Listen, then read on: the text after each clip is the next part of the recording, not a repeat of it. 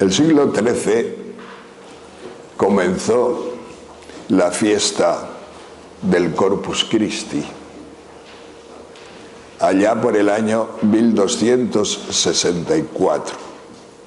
El Papa Urbano IV instituyó la fiesta y mandó a un dominico, Santo Tomás de Aquino, que hiciera el oficio para esta fiesta. El oficio se compone, como sabéis, pues de maitines, laudes, vísperas, etcétera, misa. Y entonces Santo Tomás compuso una serie de canciones, Pange lingua gloriosi, tantum ergo sacramentum, Adoro te devote, etcétera, que son conocidas todavía ahora, muy conocidas, y que tenían que expresar pues la esencia de este sacramento. Pues bien, hay una estrofa en el Adoro te devote que a mí se me ha ocurrido pensar en ella en esta homilía, y la estrofa es una que dice: Pie pelicane, Jesu Domine, me in mundum munda tuo sanguine, cuius una stilla salvum faceret, totum mundum quid ab omnis scelere. Que quiere decir: piadoso pelícano, a mí sucio, no limpio, límpiame con tu sangre, de la cual sangre una sola gotita es capaz de borrar los crímenes del mundo entero, el pecado del mundo entero. Es decir, predicamos la gratuidad, pero como veis, el alma del santo o es gratuita o no es santo. Un santo que no haya entendido en su corazón que todo viene de allá, que todo viene de arriba, que todo es gracia, que todo es don. Una stilla significa en latín gota, gotita. El alma que no haya entendido esto no es santo, ni nunca será santo. ¿Por qué? Porque la santidad consiste en saber que todo es gracia, que todo es don, que todo lo hemos recibido. Y mira que nosotros somos cabezudos, gigantes y cabezudos. ¿Por qué? Pues porque, bueno, todo es gracia. No hemos entendido otra cosa, pero la estamos entendiendo. Pero una de las cosas más bonitas que tú puedes rezar a lo largo de tu vida, y si te lo aprendes en latín mejor, es esta estrofa. Pie pelicane. Ya sabéis que los pelícanos, en aquella época de Santo Tomás, pensaban que cuando no había comida y no tenían nada que darle a sus hijos, se picaban a sí mismos, de tal manera que su propia sangre se la daban a los hijos. Por eso dice: piadoso pelícano, a mí, que estoy muerto de hambre, que soy inmundo, que no tengo limpieza de ninguna clase, que estoy lleno de pecados, límpiame con tu sangre. Aliméntame con tu sangre, dame con tu sangre la fuerza que yo necesito. Y no hay problema cuantitativo. Una sola gotita vale para el pecado del mundo entero, de todos los hombres, y sobra. Y sobra, porque sencillamente ahí no hay cantidad. El infinito es el infinito y la sangre de Dios tiene el don y la gracia y el mérito infinito. Yo siempre lo he dicho muchas veces que he rezado mucho al Santísimo Sacramento. No soy hombre de visitas al Santísimo y esas. No es que no las haga, las hago. Yo me encontré con el párroco de esta parroquia un día y no sé, hablando con él de esta que estamos, que es joven. Le dije, ¿pero tú dónde estudiaste? Y se dice, en Roma. ¿Pero en qué sitio? ¿En qué universidad? Dice, hombre, yo soy sacramentino. Nosotros tenemos una casa importante en la plaza de San Silvestro, en Roma. Digo, y tenéis el Santísimo expuesto allí, ¿verdad? Sí, de siempre, digo. En el año 1960, para ir yo de mi casa a mi universidad, tenía que pasar siempre por delante de vuestra casa. Y me paraba algunas veces a hacer la visita. Y me gustaba hacer la visita, siempre estaba abierto aquello.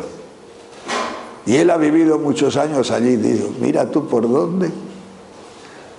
Pues cómo se cruzan las vidas, cómo se cruzan las cosas de unos y otros, cómo en un momento dado el mundo es un pañuelo y cómo, pues no sé, hemos disfrutado de las mismas cosas, pero en este caso se trata del Santísimo Sacramento. Una vez que estuve en Roma no hace mucho, pues quise yo también hacer esa visita y justo llegué a las 12, pero han cambiado los tiempos porque a las 12 cierran, cosa que antes no hacían. Luego no pude hacer la visita,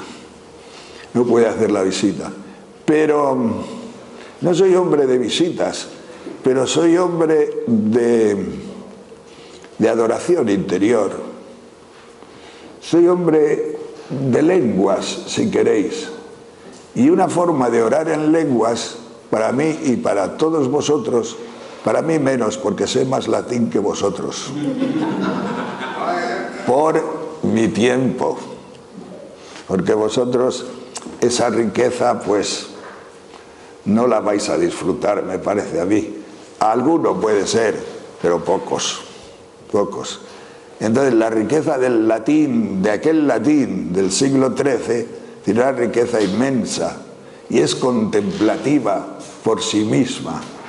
Y entonces ponerte tú solito, sea donde sea, porque todo es gracia y don en cualquier sitio, y ponerte a recitar el Pange Lingua Gloriosi, Corporis Mysterium, y despacito, y dejar que te penetre, y dejar que esas palabras de Santo Tomás y su unción te penetren profundamente en el corazón, pues es una adoración al Santísimo como muy sustancial, muy consustancial y muy contemplativa, enormemente contemplativa. Y entonces, pues, a mí me gustaría sencillamente transmitir este testimonio de esa consustancialidad profunda que dentro de los católicos o entre los católicos es, digamos así, como sustancial, esa es la palabra. Los protestantes, por ejemplo, no tienen la misa como la tenemos nosotros. Y no tienen la misa como la tenemos nosotros porque hablan solamente del pan y del vino, benditos. El pan y vino benditos. Lo bendice el sacerdote o el pastor y lo distribuye. Pero el católico no habla solo del pan bendito o del vino bendito. Utiliza la teología católica una palabra tremenda. La palabra es transubstanciación. ¿Qué significa transubstanciación? Significa que la sustancia, la esencia del pan, se transforma en el cuerpo de Jesucristo. y la esencia del vino, la sustancia del vino, se transforma en la sangre de Jesucristo. Hay una transustanciación. Por lo tanto, el católico tiene una fe tremenda, sustancial. No es extraño que entre los católicos haya, por ejemplo, milagros debido a esa fe. Que la hostia sangre. Se oyen muchas veces cosas de estas. El famoso milagro de Bolsena, tantos otros. No es extraño, ¿por qué? Pues porque Dios, cuando uno cree, hace maravillas. Entonces, este pan que nosotros tomamos y que el día del Corpus Urbano IV quiso que se exhibiera por las calles, ostensorio, se llama la custodia, en la cual se pasea por las calles la sagrada hostia. Ostensorio viene de ostendere, mostrar. Significa mostrar.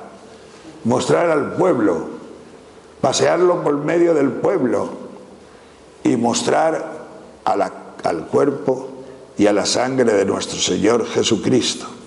Pues bien, la palabra transustanciación para los católicos les hace entrar en el misterio, lo importante que es una palabra, ¿verdad? Algunas veces, porque expresa una esencia de configuración, de fusión con Jesucristo, de tal forma que el pan que estás comiendo es el mismo pan de Cristo y la sangre que estás bebiendo es la misma sangre de Jesucristo. El vino, mejor dicho, que estás bebiendo es la misma sangre de nuestro Señor Jesucristo. A mí esta palabra la venero. Yo a esta palabra no la adoro, porque a una palabra no se le puede adorar, ni al concepto tampoco, pero mi alma sí la adora. Es decir, mi sustancia, mi necesidad intimísima del Señor, de Jesucristo, sí adora esta palabra, porque cuando el Señor regala palabra y te regala una palabra, cuando tenemos una palabra para designar las cosas, es como si entras. El lenguaje es importantísimo para conocer la esencia de las cosas e individualizarla de otras.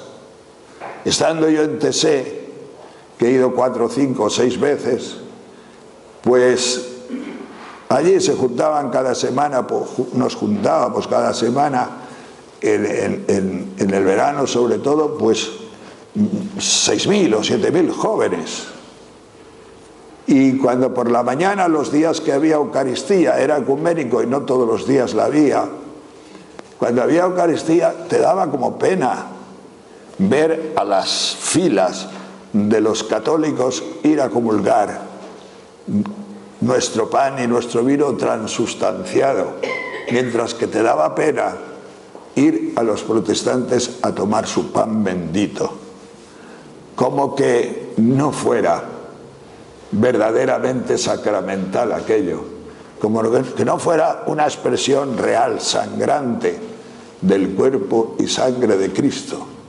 Por eso, si vosotros pensáis bien en estas cosas, decís, ¿para qué vale un cura? Un cura solo vale, o mejor dicho, lo más importante del valor de un cura es la misa, es el poder decir misa. Y alguno puede decir, pues vaya, para eso hasta yo podía decirla. Tú no puedes decirla, solo la pueden decir los curas, porque es de otro orden, es otra dimensión.